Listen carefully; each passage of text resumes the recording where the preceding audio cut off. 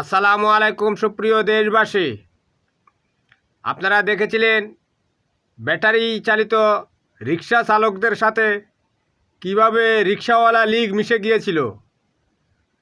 খিলগাঁও থানার ৪৩ নং ওয়ার্ড ছাত্রলীগের সহসভাপতি আশরাফুল খান সে নিজেকে রিক্সাওয়ালা পরিচয় দিয়ে আন্দোলনে নেমেছিল।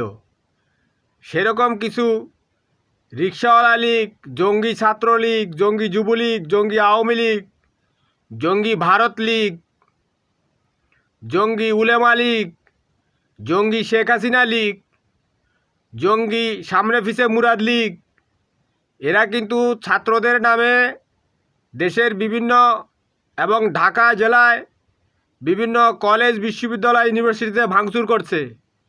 জনগণ কিন্তু সেনাবাহিনীর সাথে যোগ দিলে তবে আবার পালানোর জায়গা